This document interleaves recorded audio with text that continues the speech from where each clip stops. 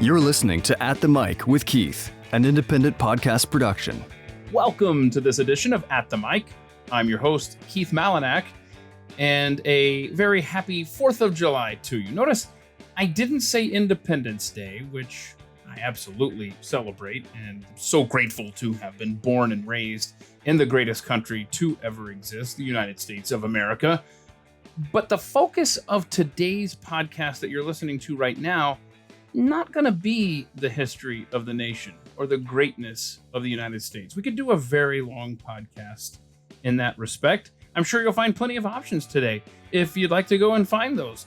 But this specific podcast is focused on the 4th of July, not Independence Day, because the 4th of July in 1872 was the day that arguably the best president the United States ever had was born. Talking about John Calvin Coolidge. This guy is so underrated, and I think it's on purpose. This is definitely intentional. Because if you discover who Calvin Coolidge was, especially as an American president, you'll realize that we are so far off track in this country as to where we should be. And you will learn of small government being the way to go. That was who Calvin Coolidge was, which is out of phase from where today's typical Washington politician sees the proper role of a chief executive. So I have in front of me, guys, my gosh, I don't even know. This has got to be 40 to 50 pages of notes. I have no idea how long this podcast is going to be. I have no idea if now is the best time for you to listen to it. You may be busy, so save this. Save this for your car ride later. Check it out when you can, because I've got a lot of notes here, and I hope to get to all of them. But I want to start off with a quote from Calvin Coolidge that I thought, when viewed through America today, my goodness, this speaks volumes right here. This is a quote from Calvin Coolidge to a friend of his, where he says, "Isn't it a strange thing that in every period of social unrest, men have the notion that they can pass a law and suspend the operations of economic law?" That just struck a nerve with me, with the massive spending in the COVID era, the stimulus. This makes me think of the bailouts 15 years ago. George W. Bush came to mind, obviously. The quote, "I've abandoned free market principles to save the free market system." Calvin Coolidge nailed it. Anyhow, I'm telling you, underrated president in American history. Okay, so 247 years ago today, the United States of America was born. But 151 years ago today, on July 4th, 1872, John Calvin Coolidge entered this world. He's from Plymouth Notch, Vermont. A lot of his history is based in Massachusetts, which we will get to.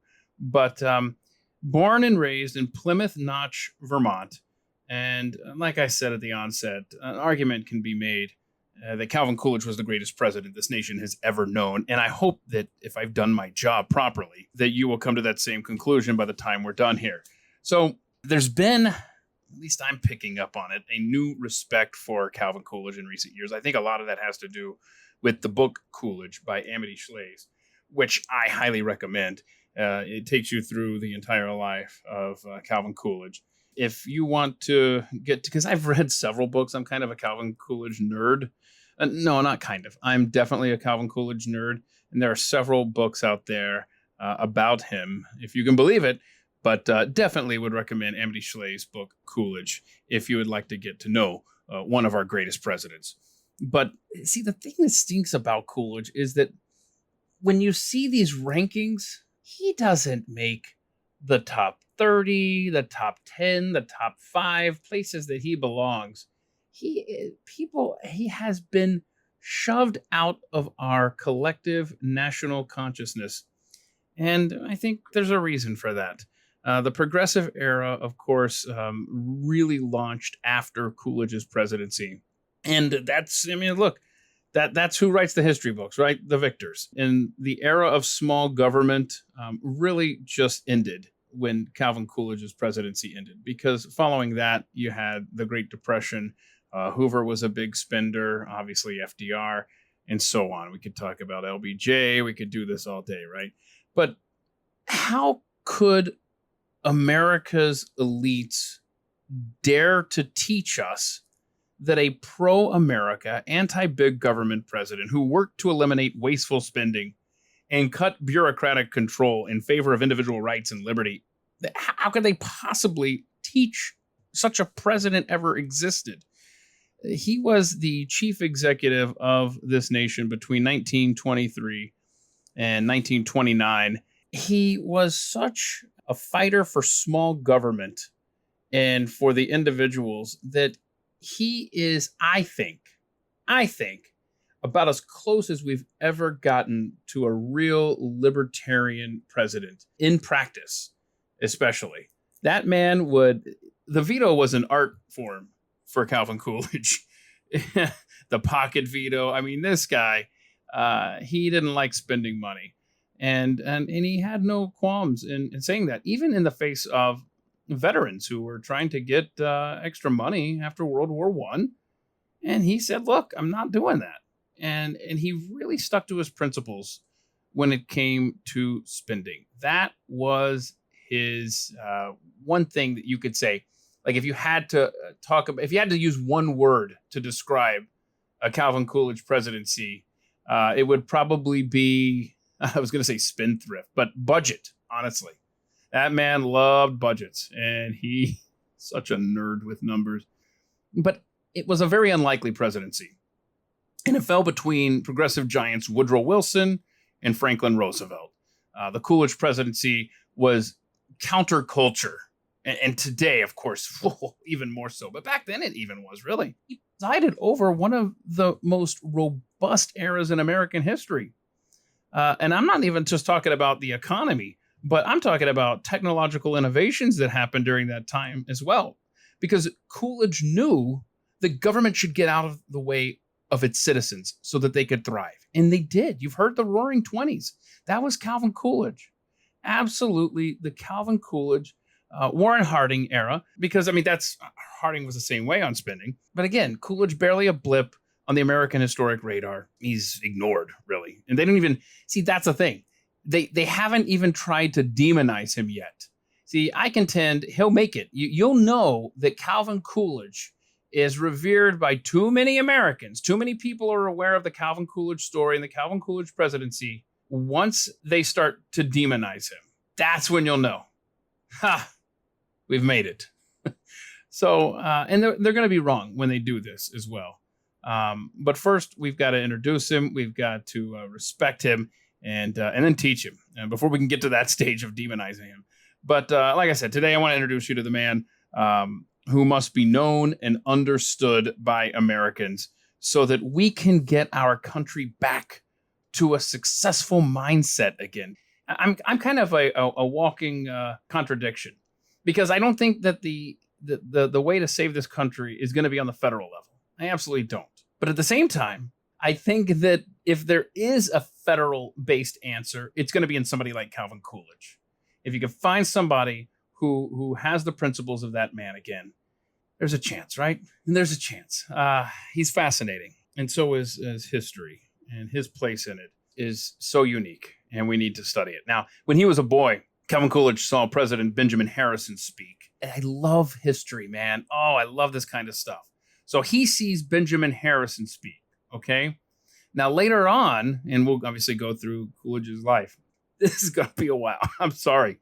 But later on, when Calvin Coolidge was vice president, he took a train to Kansas City. And there was a guy in charge of decorating the train station there in Kansas City to greet Coolidge's, the vice president, to greet his arrival. And the guy who was in charge of decorating it was someone named, see if this rings a bell, someone goes by the name of Harry Truman.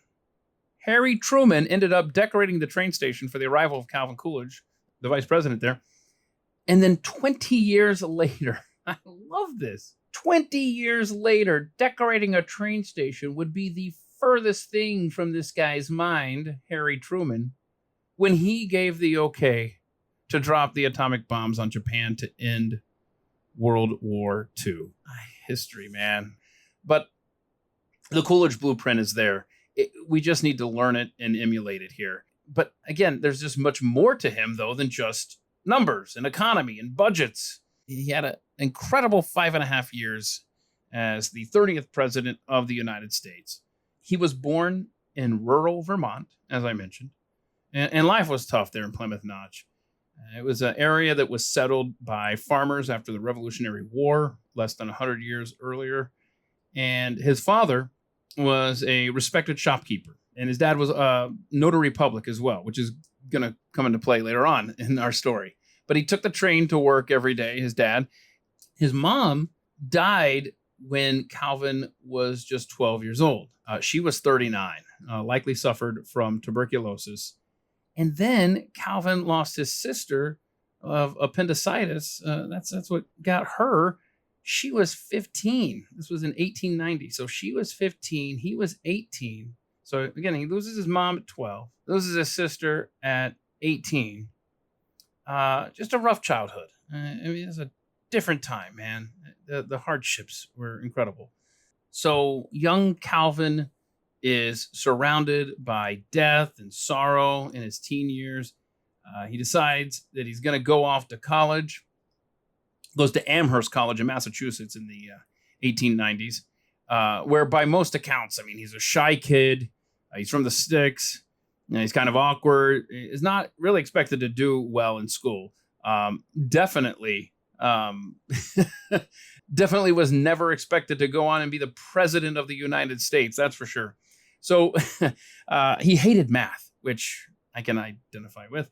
But the thing is, I mean, he was all about saving the American budget system. In fact, we'll get to this stuff. We'll get to all this fun stuff. Trust me.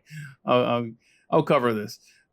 He loved historical documents like the Declaration of Independence and the U.S. Constitution, which I can also identify with, but he wasn't expected to have this extraordinary life by those that knew him during his college years. But he eventually had a class taught by a professor named Anson Morse, whose lessons on early American history really resonated with Calvin. Also, his classes on philosophy and ethics with a professor named Charles Garman. That's when he really started to I guess, come out of his shell. The back half of his college years were much different than the first half. And he eventually passes the bar in 1897, a year early. And he opens up a law office in 1898 in Northampton, Massachusetts. Eventually meets his wife, Grace. And this is such a fun story. I want you to imagine this. Calvin Coolidge is shaving by an open window. He's got a hat on, if I recall, and he's whistling. And Grace, his soon-to-be wife, she's walking by. She's a teacher at a school for the deaf, but she's walking by this extroverted woman who was an incredible first lady in so many ways. So she's kind of like the yin to his yang. He's an introvert. She's an extrovert. She sees him from the street, laughs at him. The rest is history for the two. It's such an incredible marriage. It really is. And he eventually enters into politics. He actually gets elected to more offices. This is fun trivia. Which U.S. president has been elected to more offices than any other president in American history? Well, it's Calvin Coolidge. He was a city councilman, a city solicitor. In fact, he only lost one election in his life. It was a close one, too. And that was for school board. And it's funny to hear him tell the story after the fact, because he found all these people that didn't vote for him, that he thought, hey, I thought I had your vote.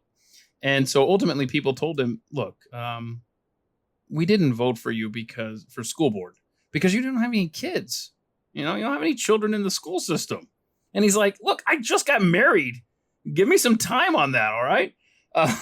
So he eventually gets elected as a state representative where he supported women's suffrage and eventually becomes a state senator, lieutenant governor, and eventually the governor of the state of Massachusetts. Now, while he's governor of Massachusetts, he has to deal with the police strike. And by the way, before I get to the police strike, which is really what made him a national figure, I got to mention that I think it was less than 2 weeks after he became governor, Boston suffered from, you got to look this story up. It is fascinatingly terrifying. It's the Great Molasses Flood, also known as the Boston Molasses Disaster. There was a large storage tank filled with, I think it was 2.3 million gallons. I know it was 13,000 tons. And the tank that was holding the molasses cracked.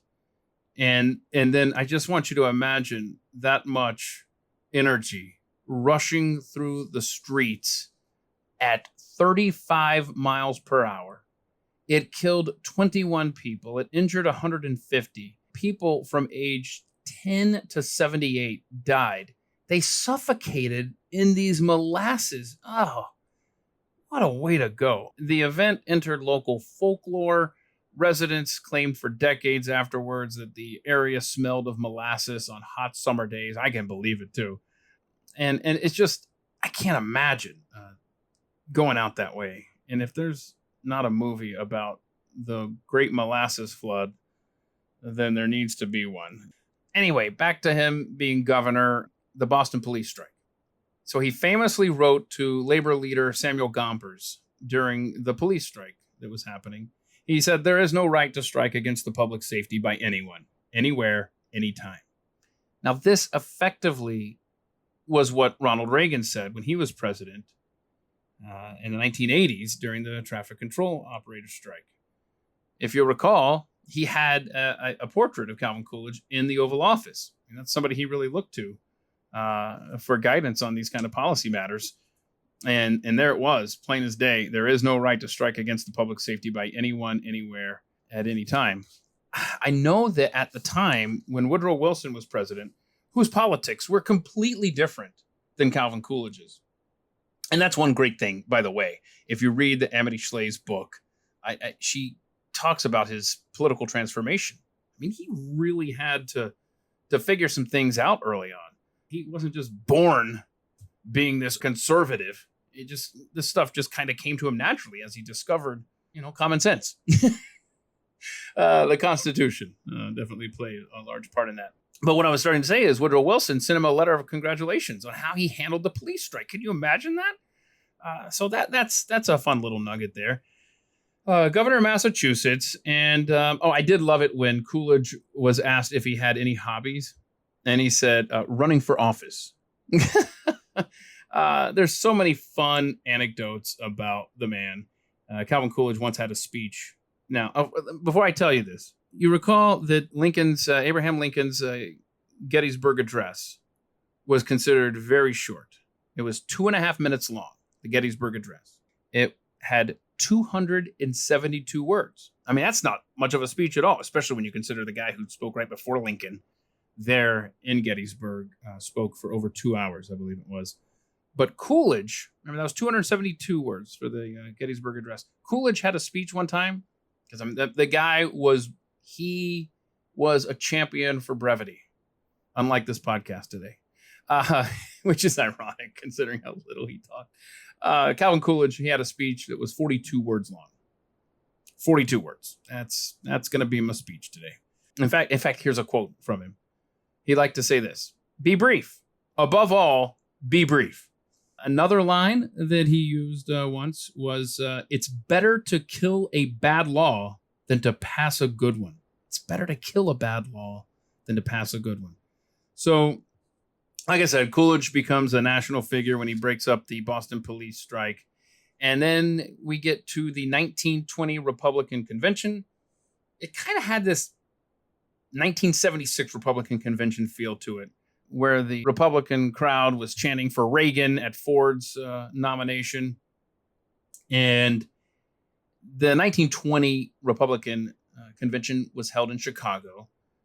And I want to read just a few paragraphs, if you could bear with me, from Amity Shlaes' book, Coolidge. She paints a picture as the party elites. They've already made a decision about the VP nominee. So Harding gets the presidential nomination, but when it comes down to the vice presidential nomination, it looked like the elites were going to get their way. So here we go. Amity Shlaes writes this: "Upon learning of the Harding choice, Coolidge took his hat and disappeared from the Adams House onto the Boston Common. So he knew what was happening back there. They wanted this Lynn Root of Wisconsin. He was considered a compliment to Harding because he was a, quote, semi-radical who would pull in the progressives under the Republican umbrella. Okay, because that's who the party elites needed to balance this ticket. You got this conservative Harding. We need a progressive. Because remember, progressivism is really starting to take root in America around this time. So Amity Shlaes continues to write, Senator Meadow McCormick climbed onto the platform to nominate Lynn Root, and the Midwesterners found Harding too conservative and wanted Lynn Root, experienced yet more progressive, to balance the ticket. At this point, though, those in Boston could not know it because now, see, back in Boston is where Coolidge is hanging out, getting the messages across the wire there. Something in the hall changed. Lynn Root was not getting through. Lynn Root might be a progressive, but the method of his selection was retrograde. Another name was ringing.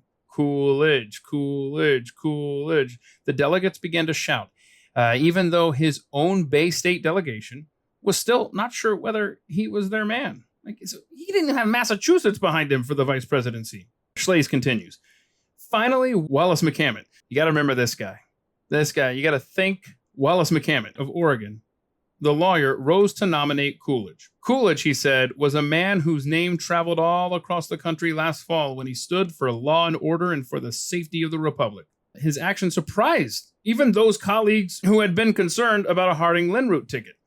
Quote, he never at any time mentioned to me about what he intended to do with reference to Coolidge, and I have since been told that he never mentioned it to anybody else, remembered James Watson of Indiana much later. So McCammon, he just comes up with this on his own. He keeps this secret.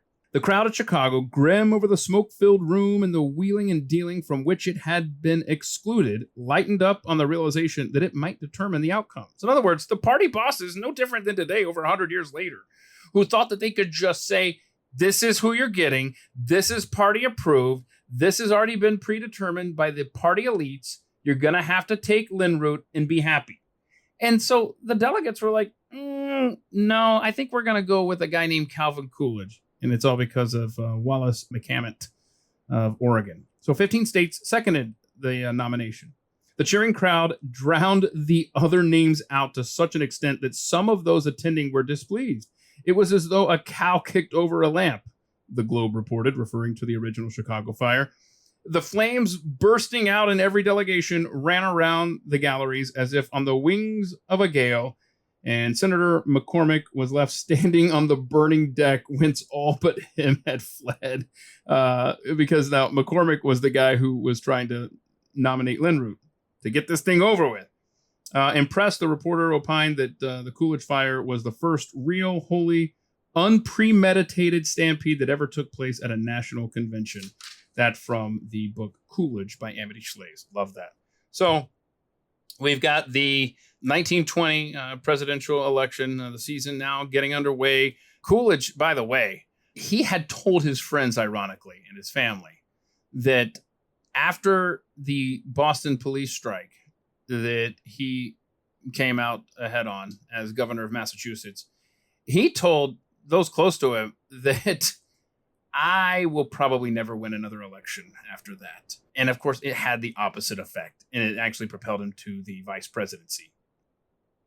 People loved how he handled things. And like I said earlier, even President Woodrow Wilson telegraphed a congratulations to him. So he becomes the vice president under Warren Harding, someone who, like Coolidge, is ready to slash taxes.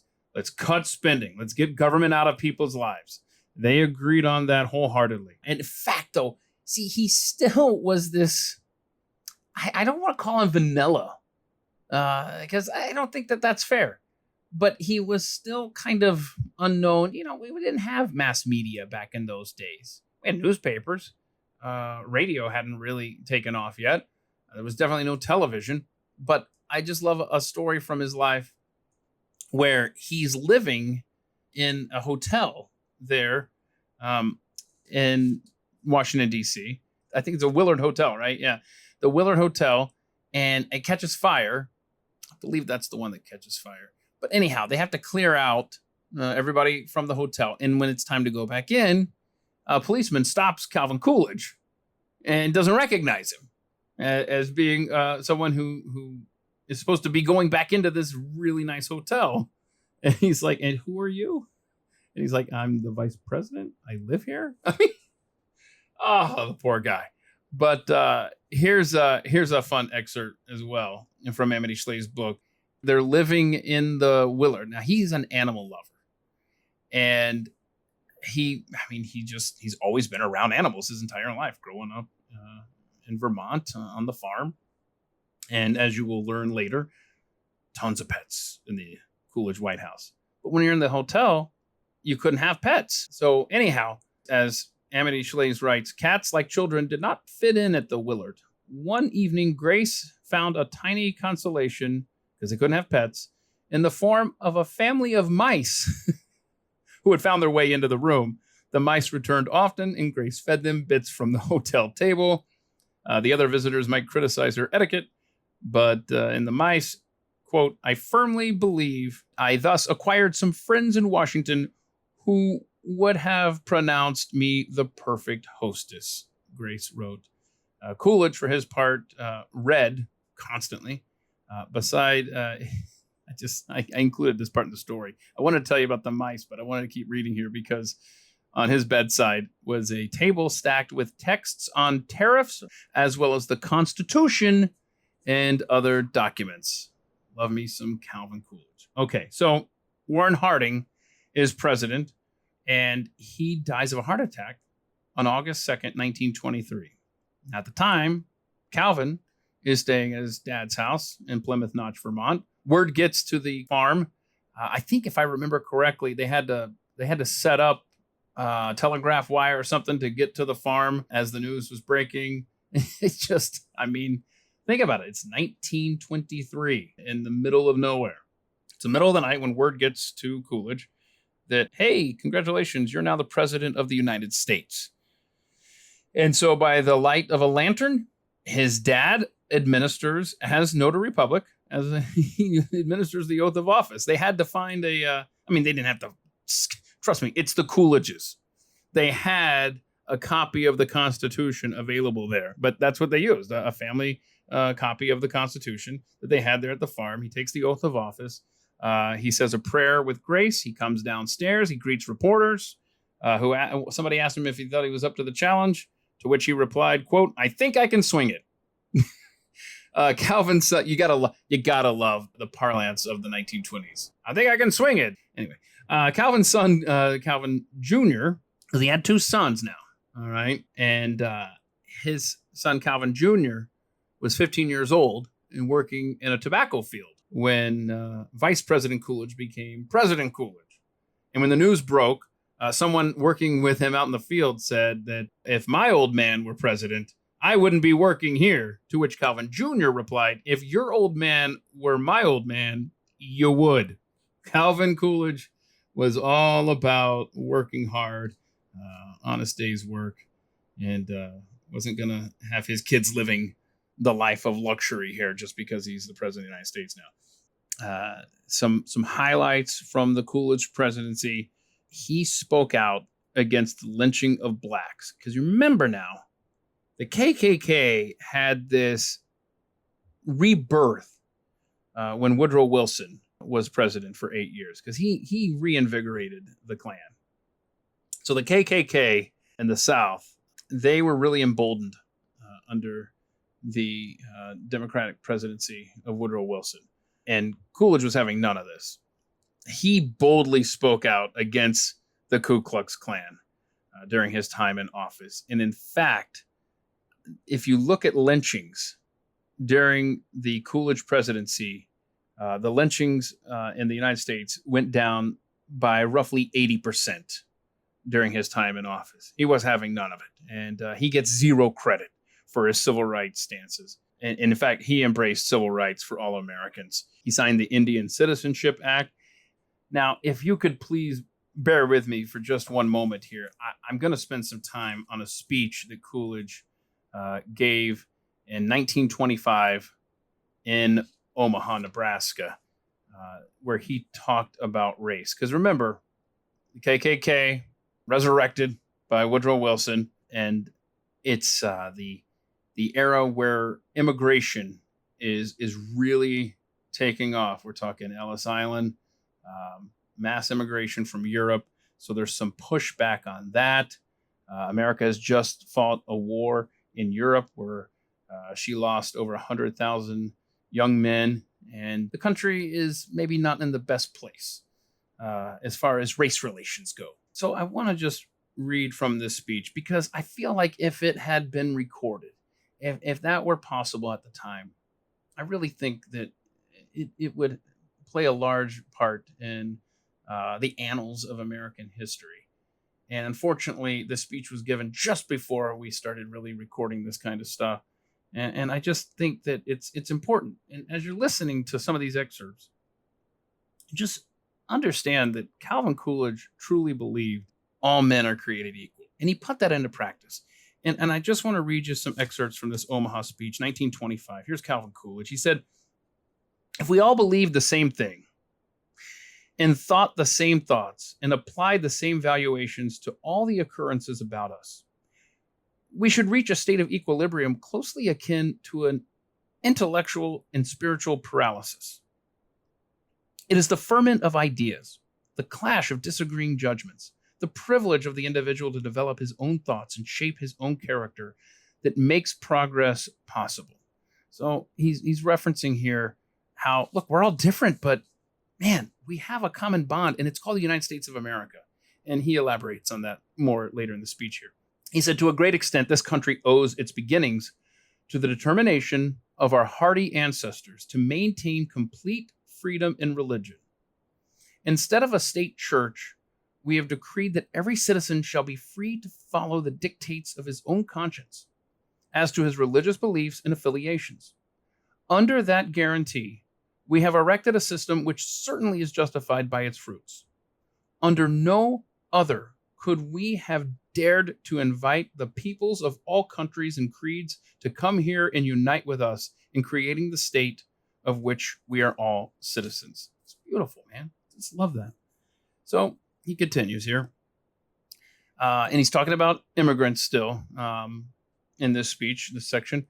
Having invited them here, having accepted their great and varied contributions to the building of the nation, it is for us to maintain in all good faith those liberal institutions and traditions which have been so productive of good.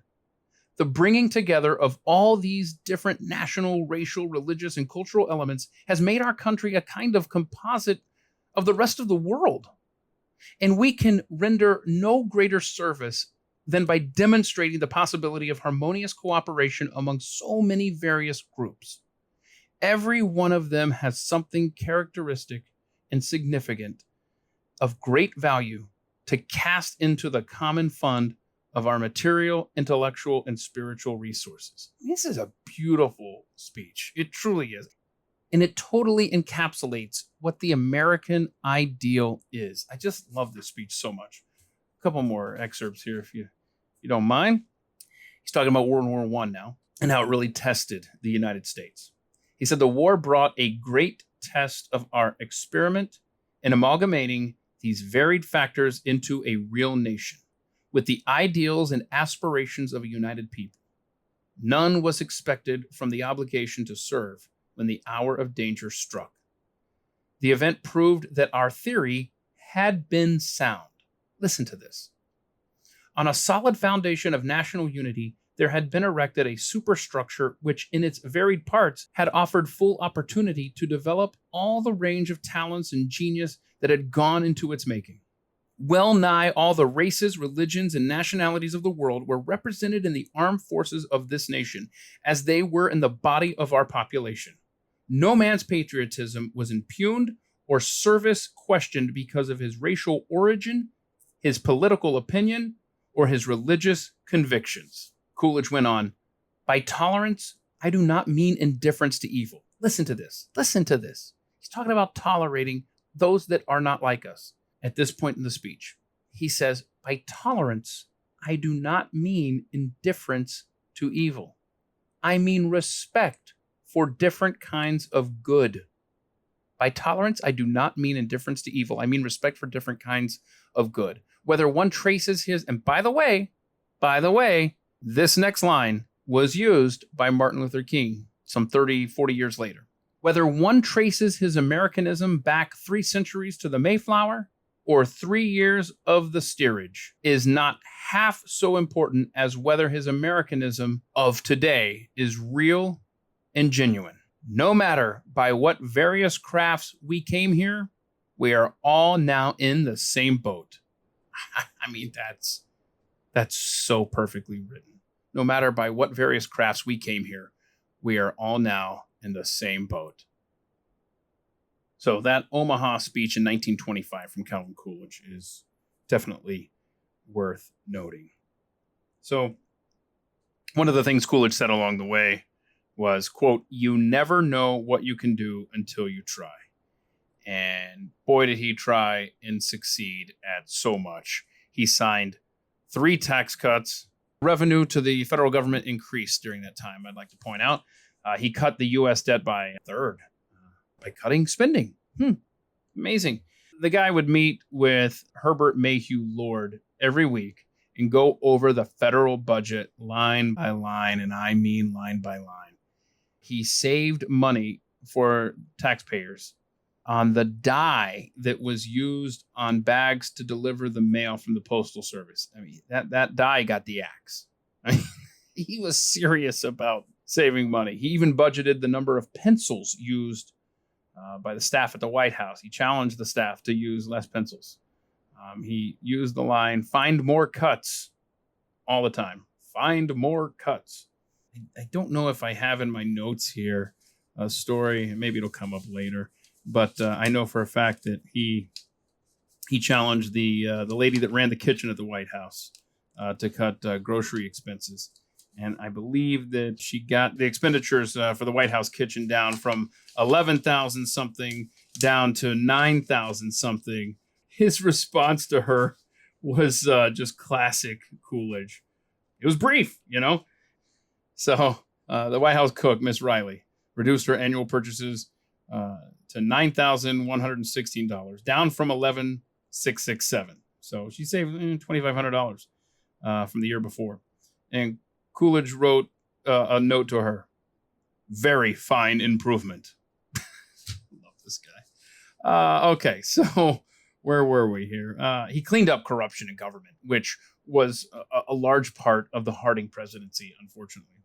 I don't know if you've ever heard of the Teapot Dome scandal, where Harding's buddies were making money off of some oil reserves, and this was bad. And Coolidge, see, this is where it pays to not be the cool kid, because when you're not the cool kid, then you're not invited to all the fun meetings, and you're clean when it hits the fan. And that was the case with Coolidge. And in Coolidge, actually, the way he handled the cleanup of that scandal, even Democrats praised him. He was able to root out the corruption that was happening in the executive branch of the government. Now, I am so jealous of this fact of Calvin Coolidge. He slept 11 hours a night. Wow. But look, if you're not in everybody's business, do you need to be up at all hours of the day? Huh? And he actually said that he can't screw anything up while he's sleeping. So there you go. Let's see. Oh, it's tax cuts. More on this stuff. Listen to this. He famously said that he wanted Americans to work less for the government and more for themselves, in quote. Cut taxes to 25%. He famously said, "The business of America is business." He was beloved. I mean, in the short time that he was president before reelection in 1924, the first time he was going to be actually elected president, he won in a landslide. He didn't have to go out and campaign. It was a cakewalk. And we'll get to maybe some of the reasons that he didn't go out and campaign in 1924. We'll get to that here shortly. But he and Grace were absolutely an incredible couple. He loved her dearly. She was gregarious, where he was, kind of, I don't know, kept to himself. But his dry sense of humor was something else. One cool thing about Grace I've got to mention. She was a huge baseball fan. And she would go to the Washington Senators baseball games. And she would keep the scorebook. That's how knowledgeable she was about baseball. And she was so graceful, no pun intended. She was a great White House hostess. And there was this story where she posed for an official portrait. And they had their dog, who was white, was in the painting with her. And so you got the white dog, and then you got Grace in a red dress. And Calvin walked by while the guy was painting it. And he's like, he thought maybe she looked a little too provocative, I don't know. He's wearing a red dress. And he just asked, like, why she couldn't just wear white. And the painter said that the red set off the white dog in the portrait.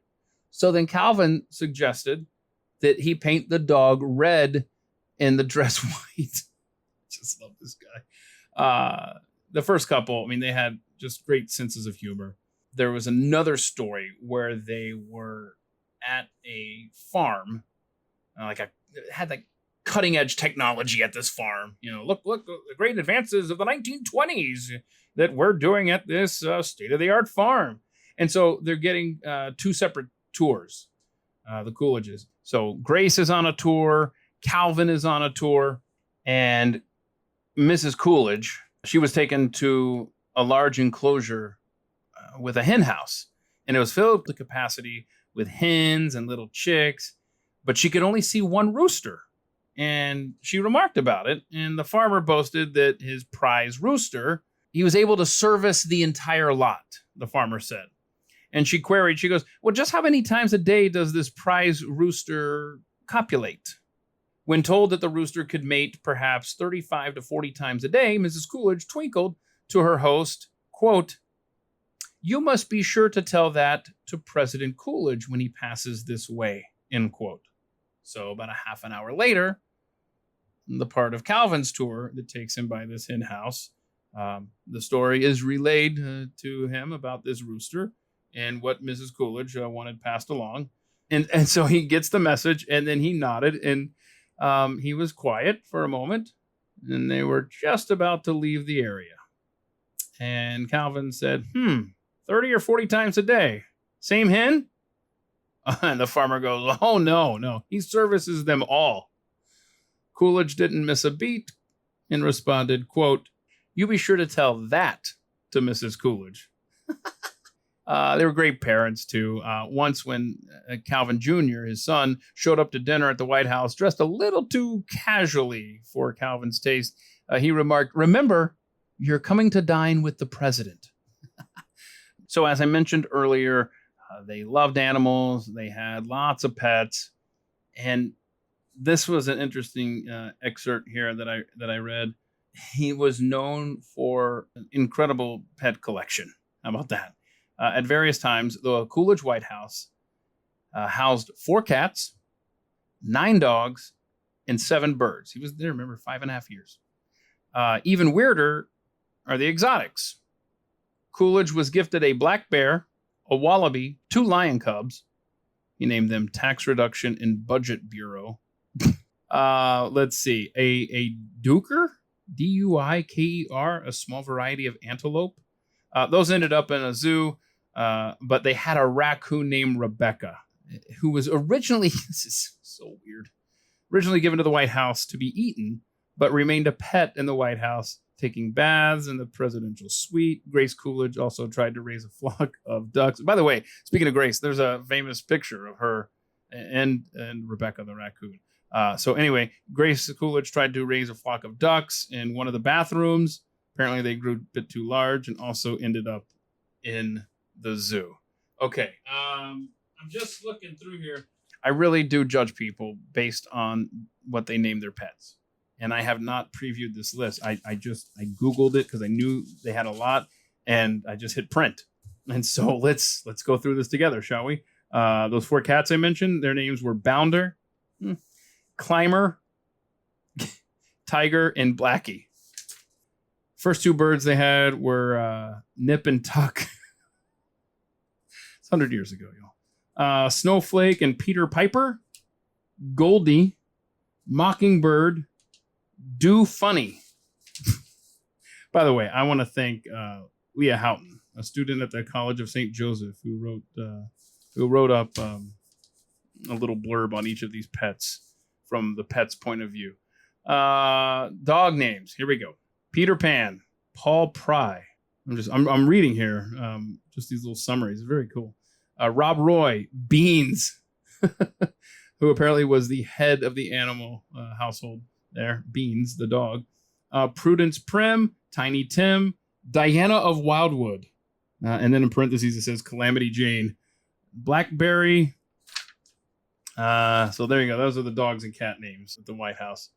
Oh, not only was Calvin frugal with the people's money. Oh, I'm sorry. Hang on. I just noticed that this printed up on another page. Hold on. We got some more happening here with the animals. Let's see. King Cole. That was another dog. Now we're into the exotics. Now I get to my frugal story here. Hang on. The exotics. Rebecca, the raccoon we've talked about. Bruno was, what is he? He's the black bear from Mexico. Wallaby. That's boring because it was a wallaby. Tax reduction, budget bureau. We mentioned the lion cubs. I already mentioned Duke Year. Okay, so I was starting to talk about how he was frugal, not only with the people's money, but with his own money. When he was the nominee for vice president, he had to correct a newspaper because it did an article about him that said that he paid $35 a month rent. And he had to correct them and say, no. In Northampton, I only paid $32 a month rent. And this little note says, the governor wants the report corrected so his landlord will not raise the rent. Love it.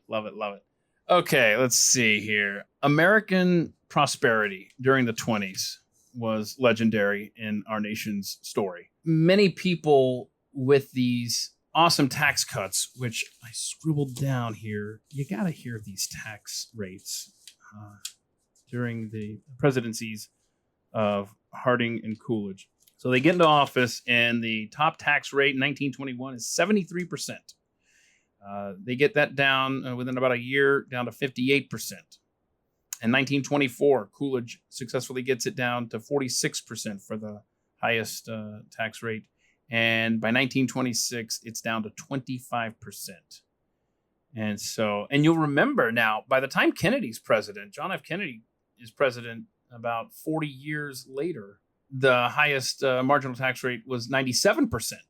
So then they passed the tax cut in Kennedy's memory after the fact. I forgot what that got it down to. But remember when Reagan got it down, he got it all the way down to 28%. It still wasn't where Coolidge had it at 25% in the 1920s. Anyhow, just a fun little aside there as far as tax rates go. And there was more money coming in to the federal government. And this is, I'm trying to figure out how to word this here. So people were taking home more pay. The government was getting more income through taxes because of the economic prosperity. But keep this in mind as well. The weekend became a thing during the Coolidge presidency. A lot of people credit Henry Ford for saying, look, you know what? We've made plenty of cars Monday through Friday. We're going to give you Saturday off. Well, that economic prosperity was in large part to the economic policies, the healthy economy of the 1920s under Coolidge. And so workers in America were able to produce enough to say, you know what, the companies were satisfied, starting with Ford, with 5 days a week. As you know what, we've done enough. 5 days, you take Saturday and Sunday off. So you can thank Calvin Coolidge and Henry Ford for Saturdays, for the weekend. I think that's fun. So regular middle-class Americans, they could now purchase luxuries, what had been considered luxuries just a few years before. They had more money to spend. Electricity, by the way, in American homes at the start of the Harding-Coolidge presidencies was at 35%. It increases to 70% by the end of Calvin's term in 1929. 90% of urban homes ended up having electricity by then. 70% was when you include all the rural homes too. So 90% of urban homes had electricity. Telephones, movie theaters became more ubiquitous. Running water, indoor plumbing, washing machines, stoves, refrigerators, irons all became popular and more accessible to the average American during the Coolidge years. In 1920, 9% of Americans owned an automobile. By 1929, 60% of Americans owned them. And I think that's awesome. And you can obviously thank the assembly line for a lot of that and the mass production as well. Radio sales rose by 1,000%. Granted, now you could have things to tune in. KDKA went on the air. So over the course of the Harding-Coolidge presidency, 8 years in office, 1,000% increase in radio sales. Coolidge doesn't get credit for being one of the country's funniest presidents. His dry wit, his sense of humor, he was he was known for never smiling or laughing at his own jokes, which I totally respect. I could almost see him almost like a Bob Newhart. I think that might be a good comparison as far as just the dry sense of humor, the serious face when he's delivering the zinger.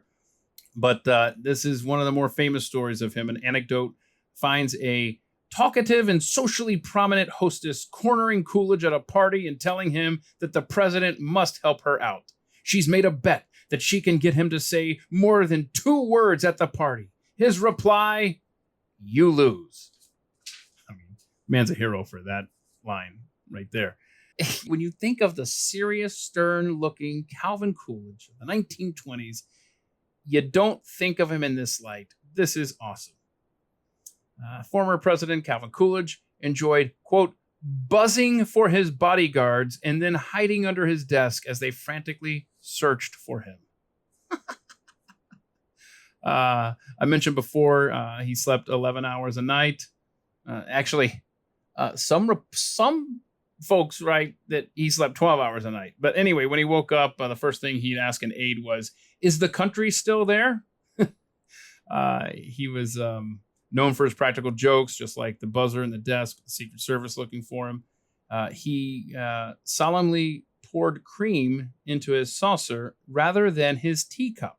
Now listen to this. He waited for all of his guests to do the same for fear of misbehaving in front of the president, and then without comment, placing the saucer on the ground for the dog to drink from.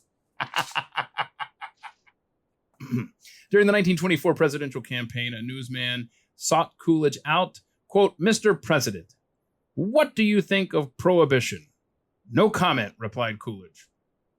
"Will you say something about unemployment?" "No," said Coolidge. "Will you tell us your views about the world situation?" persisted the reporter. "No." "About your message to Congress?" "No." The disappointed reporter started to leave, but as he reached the door, Coolidge said, "Wait." So the man turned around, and Coolidge cautioned, "Now remember, don't quote me." Oh, tough job being a reporter, Calvin Coolidge, on the White House beat. Let's see here. Some other things I want to mention.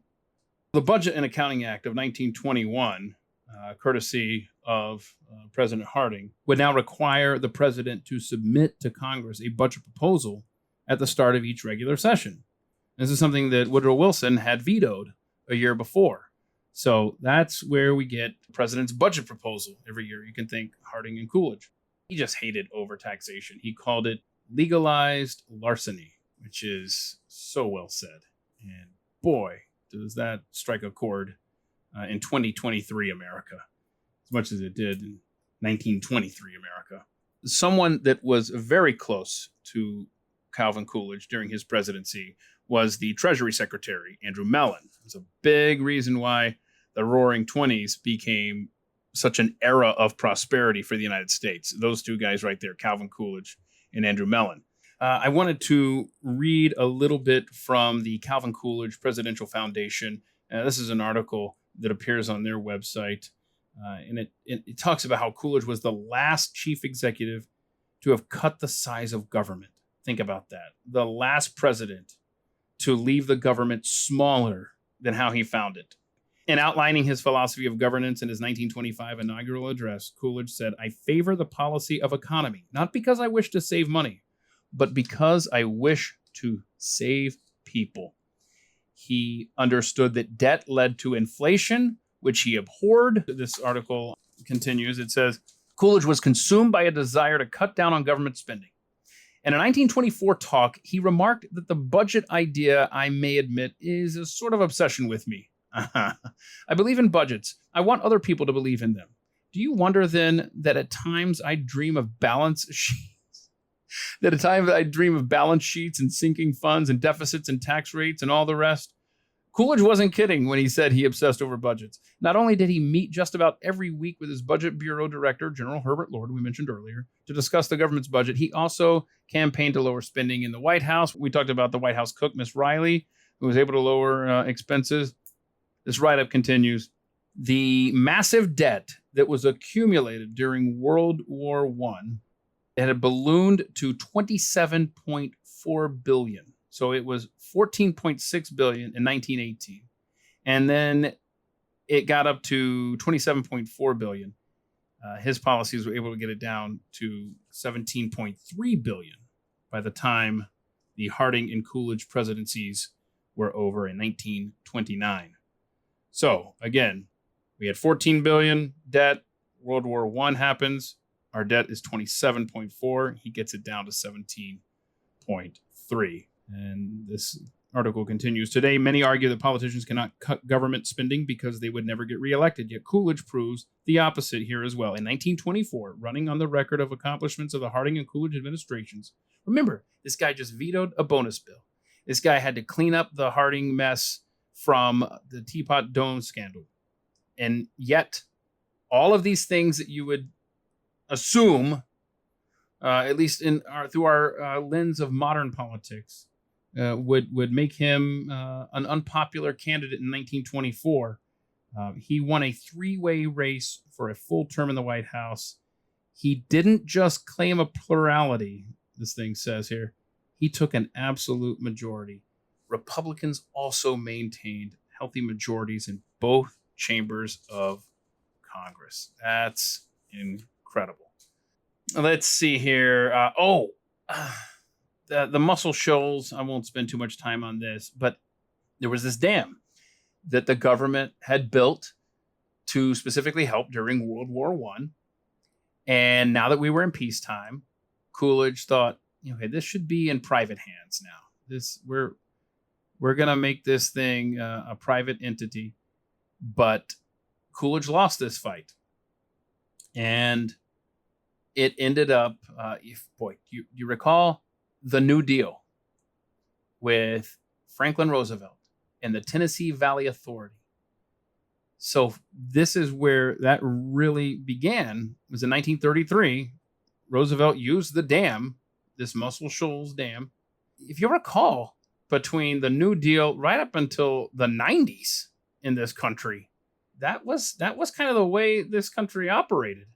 And so Coolidge was ahead of his time. By the way, I have to say that charity was a big part of the Calvin Coolidge message to Americans. He constantly encouraged charity and churches and groups to go out and help out other Americans. And, progressivism and the government handling everything was on the rise. It's just fascinating, this era, this clashing of ideas. It's stunning how popular Calvin Coolidge was when he had everything working against him, except for results. Because the proof was in the pudding. When the Harding and Coolidge economic policies were put into place and rescued a nation from a tough economic time there in 1920. And like I said, roaring 20s.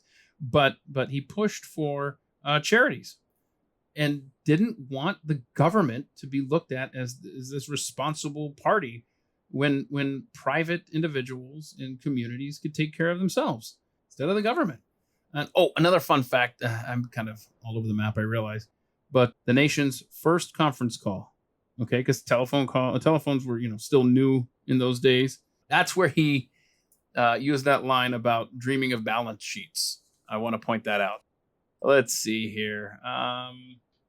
One of the things that I kind of took out of order during this time was one of the major tragedies of Calvin Coolidge's life was in the spring of 1924 when Calvin Jr. and his brother John famously played a game of tennis there on the White House lawn.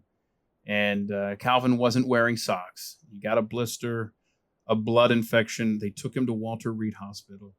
He would only live another week. He was just 16 years old. And I've read accounts about how President Coolidge sat with Calvin Jr. And he described the scene as just so tragic and so sad because the boy was in and out of consciousness. He was hallucinating. It was just a terrible, painful way to go for the 16-year-old. And this quote, I think, from Calvin Coolidge really speaks volumes. He said, "When he died, the power and glory of the presidency went with him." So, as effective as a president Calvin Coolidge was, there really was minimal joy in the last, I guess, 4.5 years of his 5.5-year presidency. A lot of historians said that he would have absolutely been diagnosed with depression, which you could totally understand, having gone through the loss of his young child. And you know, he still had a job to do for the country, but I just can't imagine that. His other son, by the way, John, would live till the age of 93. And by the way, back to Calvin Jr. It's so sad when there's a picture of the family, and I'm pretty sure I don't have it right in front of me. I'm pretty sure that this family picture is on the front porch there, and it's the day, because the way the story goes is that, you know, he wanted to get out of these dress clothes and he was kind of in a hurry and didn't bother putting socks on and went out and played tennis without socks, and it cost him his life.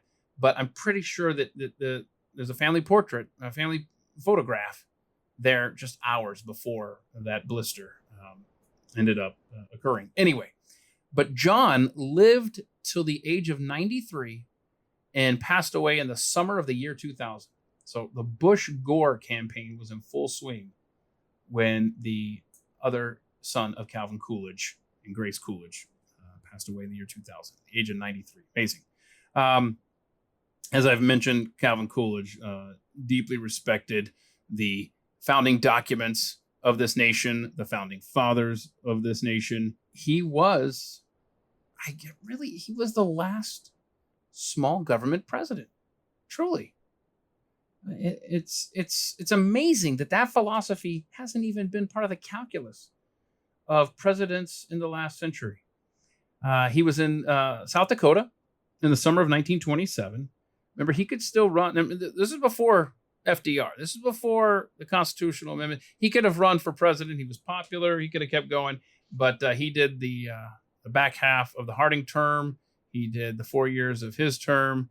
And in the summer of 1927, he was at Mount Rushmore, and he passed out this famous moment in American history where he passes out little slips of paper that say the quote, "I do not choose to run for president in 1928. And while he presided over a booming American economy, and he was able to do so through tax cuts, smaller government expenditures, by the late 1920s, economists started to inject this school of thought that really took hold with the mindset of a lot of companies, in that, look, deficits are fine. Now, remember, that's the opposite of what Calvin Coolidge preached, okay? And these economists were starting to say, you can take, and by the way, this is pointed out on the Calvin Coolidge Presidential Foundation website, I believe. They called this, later this kind of philosophy had a name, Keynesian economics. So, in fact, there was a Chamber of Commerce quote from 1927 that said having a deficit is no great cause for alarm. Because remember now, Coolidge has already brought it down. He's got the deficit, but we don't have to worry about it here. Keep spending, whatever. So Coolidge is going to hand the reins over to Herbert Hoover, who has no problem spending money and racking up deficits, which is exactly how Hoover tried to rescue the economy once it hit the fan because of all of the debt and the bubbles burst. And you've got the land deals and all the collapsing there and the stocks, and you know the story. So this kind of sea change in attitudes toward deficits and going into debt, which was, again, the opposite of what Calvin Coolidge preached and practiced as president. These kind of ideas were really starting to take root in the United States. They thought the good times, they will last forever. We can spend money we don't have. It's okay. That obviously proved to be incorrect. And of course, the massive spending of a Hoover and FDR especially, that's what just compounded the issue, which enabled the Great Depression to last for the next 15 plus years, only to be rescued by the massive undertaking that was providing for World War II. I think that the quote from Coolidge to a friend of his could be applied today, just as it was in early 1933, as a Franklin Roosevelt was getting ready to take the reins as president of the United States and fundamentally change this nation. The quote from Coolidge to his friend was, "I feel like I no longer fit in with these times." Wow. That was a very accurate quote. And sadly, it was one of the last quotes attributed to Coolidge because a short time later, he was at the age of 60.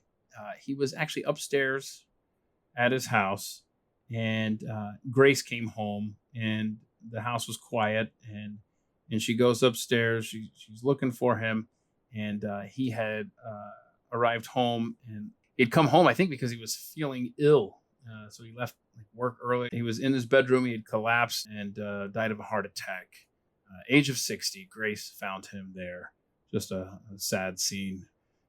I hope that in the course of our conversation today that you've concluded, as I have, that Calvin Coolidge was probably the best president the United States ever had. And I'm talking about, I don't just limit him to the economy.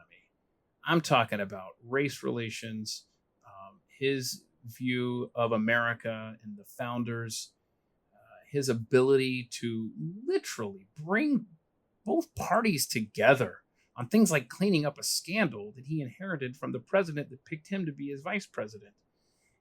He cut taxes. He cut spending. He loved this country.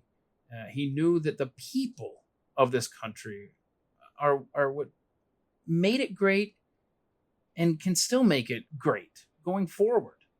The answer lies with us, and Coolidge understood that. And never mind the fact that the guy was just hilarious. So that helps too. But July 4th, 1872, Calvin Coolidge, born in Plymouth Notch, Vermont, that's the other thing. Come on now. He was born on the 4th of July. And you also take the awesome story in history, American history, that on July 4th, 50 years to the day later, John Adams and Thomas Jefferson both died on the same day, and it was July 4th. Come on. I just think that is also an awesome fact in American history. So, 30th President of the United States, an American worth remembering, Calvin Coolidge. Thank you so much for listening to me, the Coolidge fanboy, talking to you about his extraordinary life today. Now, do what Calvin Coolidge would want you to do on Independence Day. Go be free.